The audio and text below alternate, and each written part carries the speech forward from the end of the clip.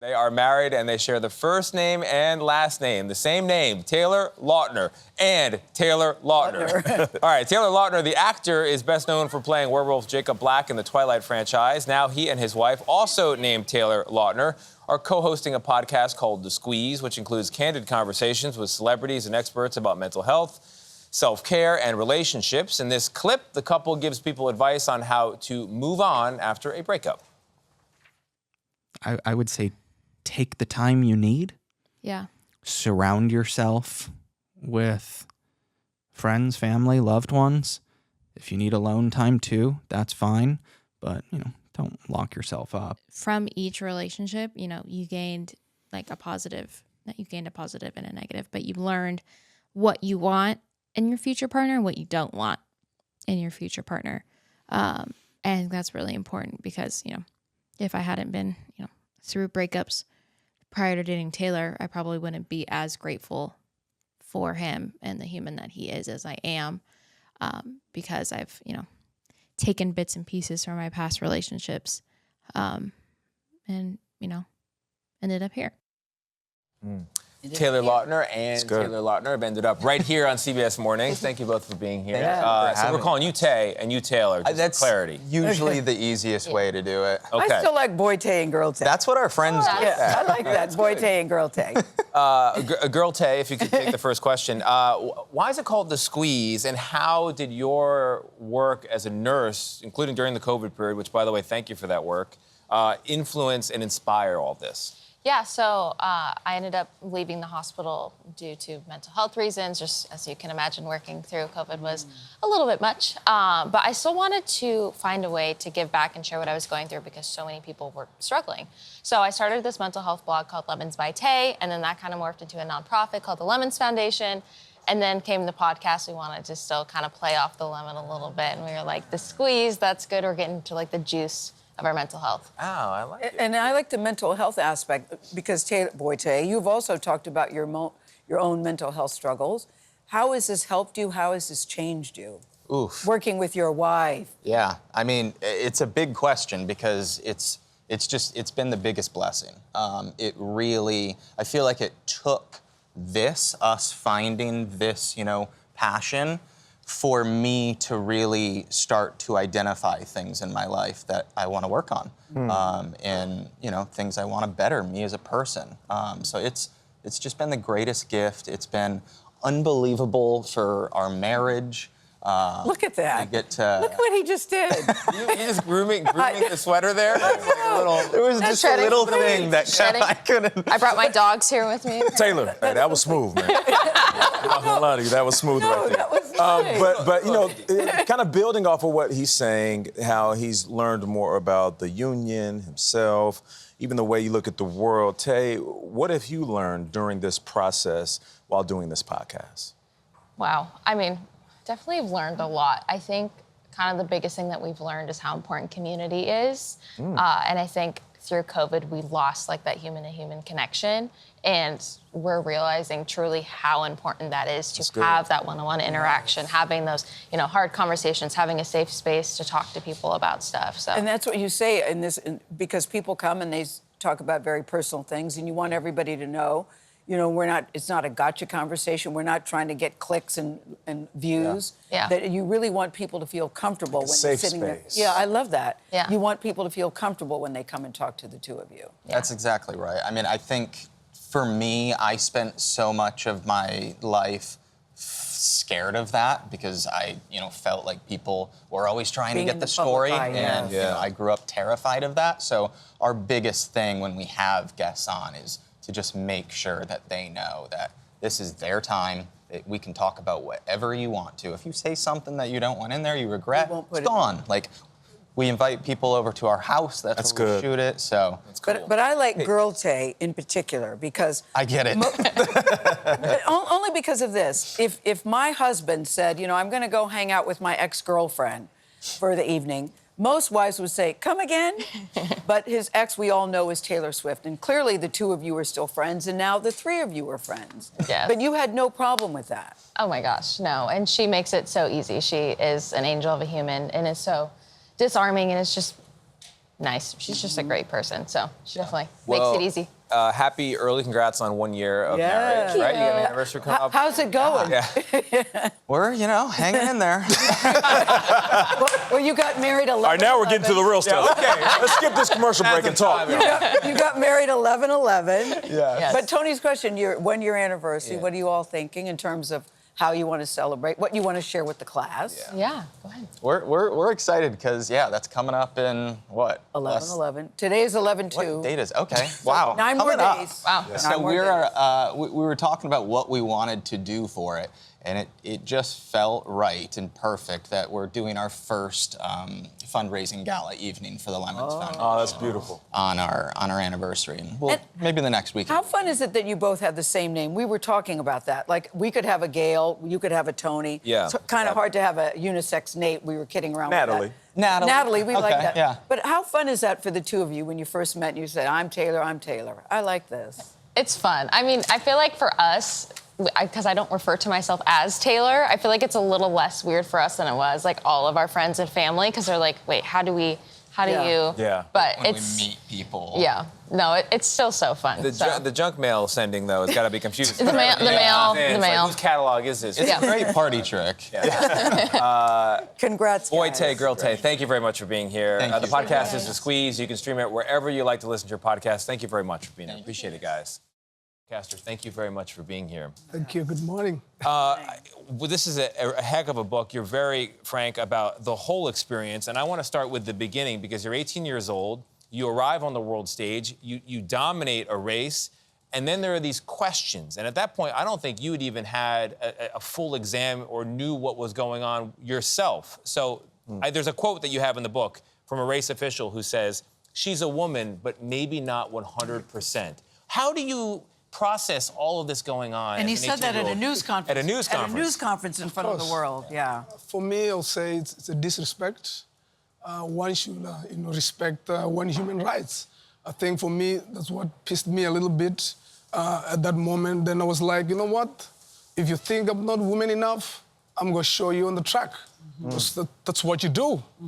I walk the talk. Yes. I run fast, I win medals, and then I talk later. At what point did you realize that this wasn't just going to be insulting or embarrassing or rude, but in fact was going to threaten your career? And you have ended up losing 4 or 5 years of peak race time. Of course. When did it occur to you that this was a real threat to your career? 2016 in the Olympics when, I discovered that, Sebastian started talking about, now we're gonna do something about it. I'm like, I'm gonna go make my moments. I'm gonna make them feel me, you understand? And I go home, I talk to Violet, you know what? This is about time for me to show these people what I'm made of. Yeah. And for me, if I wanna do my last dance, I'm not gonna lose no race. Yeah. So that's why I went like 30-0. Yeah. Some Mayweather things. Yeah.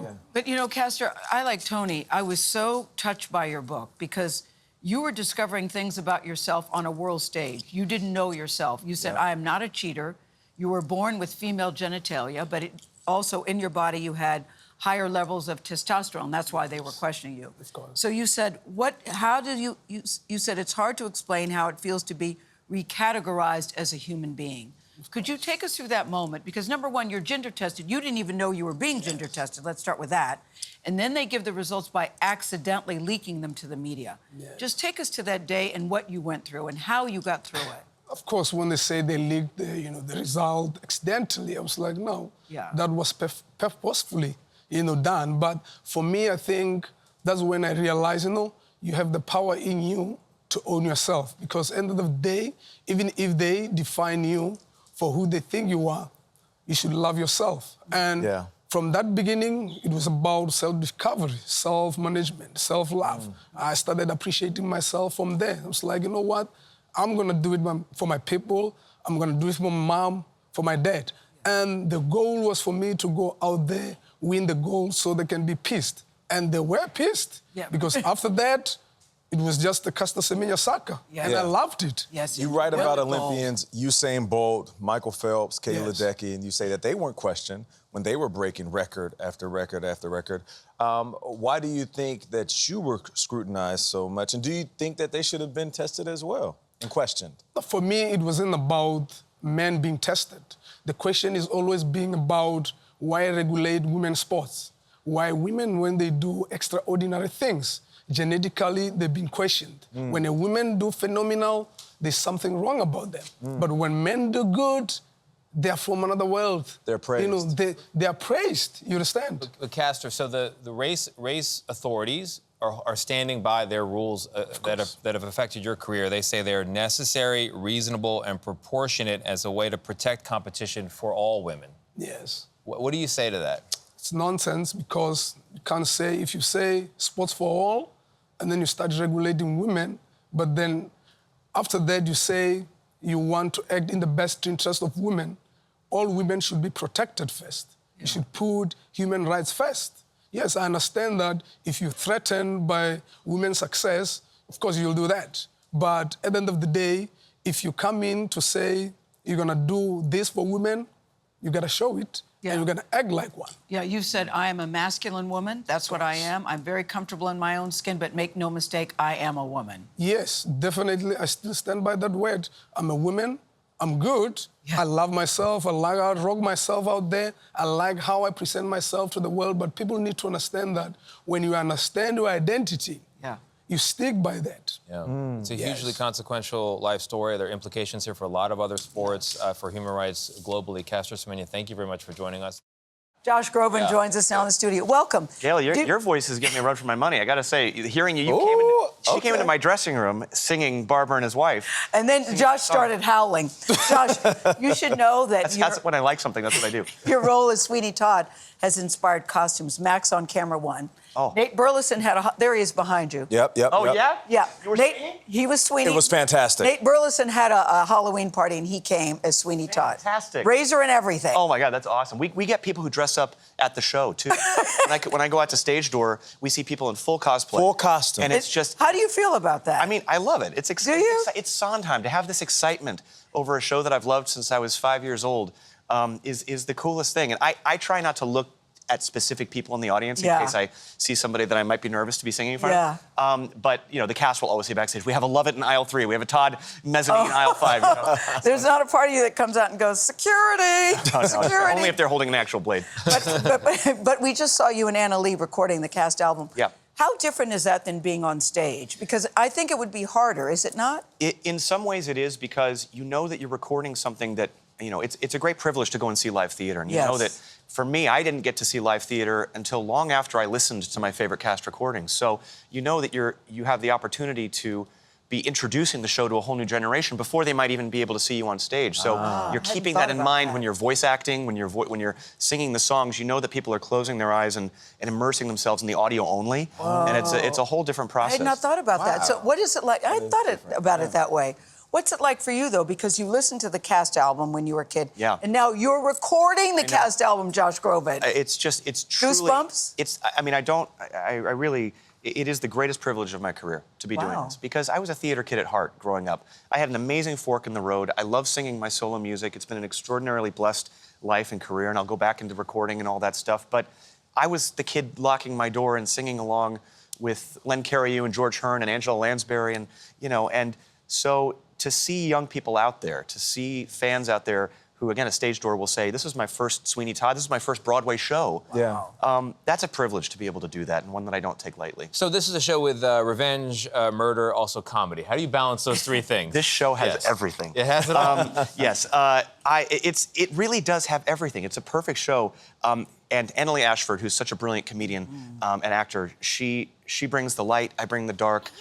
There are these aria-esque musical moments while hands are doing the most horrible things up there. And that's the juxtaposition that Sondheim always wanted, was to make sure that all of those dualities were at play and having their own beautiful light.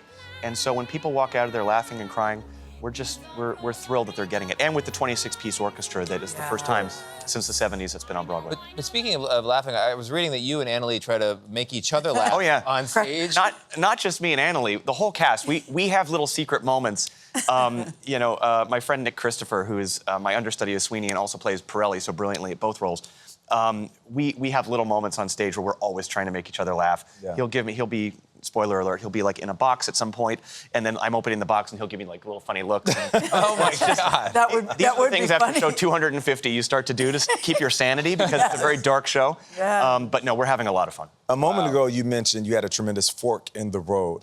What happened at that fork in the road? I was Because wondering that too, it's Nate. interesting because we all have that fork in the road. Yeah. There's people that are watching right now that are wondering sitting that at that fork in the too. road and are paralyzed with their decision. Yeah. Absolutely. What happened with your fork? I fork love in the road? talking to students about, especially students who are interested in the creative arts, about what those moments look like, what they feel like, and how to know when you're ready for them. Because I was that theater kid. I was at Carnegie Mellon, wonderful Carnegie Mellon University, studying musical theater. Yeah. And I got a call from David Foster, who's a gazillion-time Grammy Award-winning producer, our friend. He was my voice coach. But And go your ahead. voice coach, and I hear he recorded a song with you. Yes, which he did. I cannot wait to hear after this interview.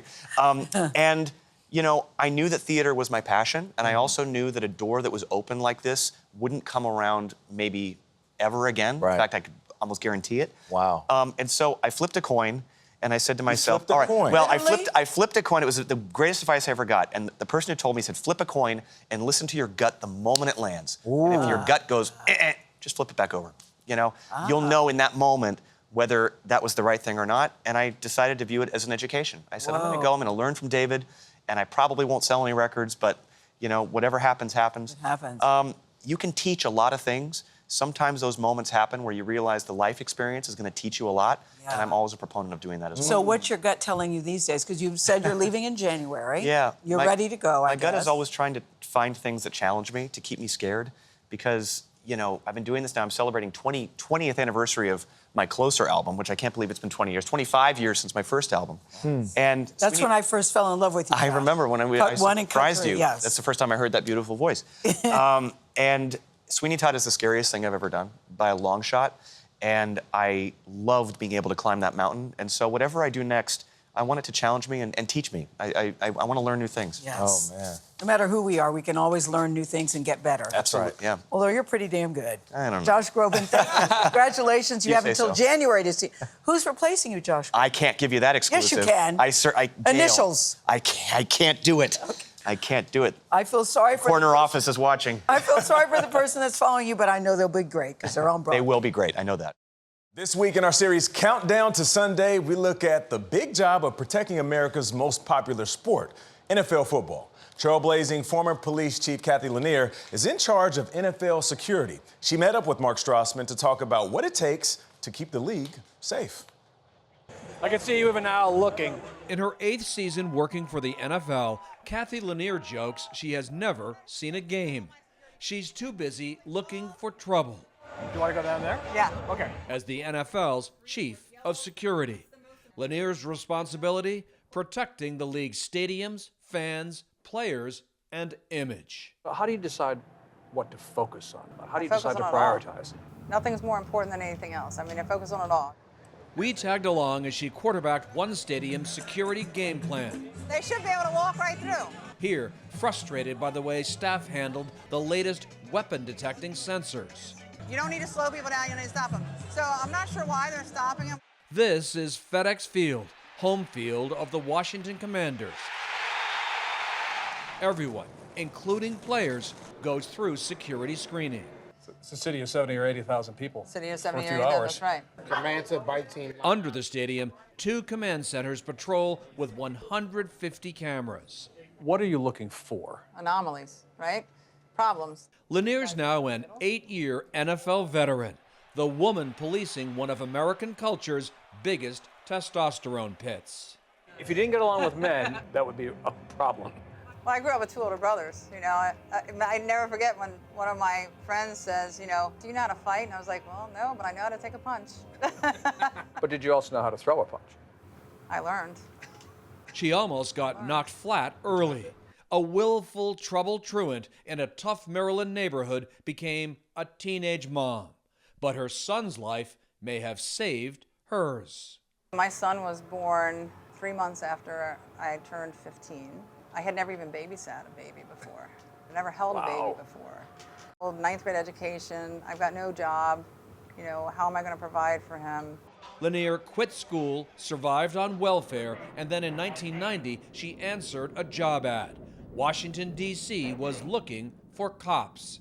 She rose through the ranks and in 2007 became Washington's top cop, its police chief for almost a decade, helping plan major events like presidential inaugurations, helped her gear up for NFL game days, including keeping everyone safe at Super Bowls. You have a lot of constituents in this A job. lot, yes. And relationships matter. You know, there's no room for egos in these jobs. And no place for fan behavior like this, when the stands look more violent than the game itself. I hate it when I see a video like that that goes viral. If we've done everything we can to prevent it, it's how well do we react when it happens. Is the issue that significant, or is it just that the videos go viral, or is it just a terrible look? If there's one fight that goes viral, that's one too many. The command center keeps an eye on what security officials call hotspots. We can catch it all on video. Prevents that hotspot from becoming a fight. Lanier's story comes back to two words: resilience and persistence. Along the way, she went back to school, got her bachelor's degree and 2 masters. In a league that's big on comeback stories, Kathy Lanier has a doozy. It's not that you make mistakes. It's what you do after you make the mistake that matters. And the mistakes that I made really turned my life around.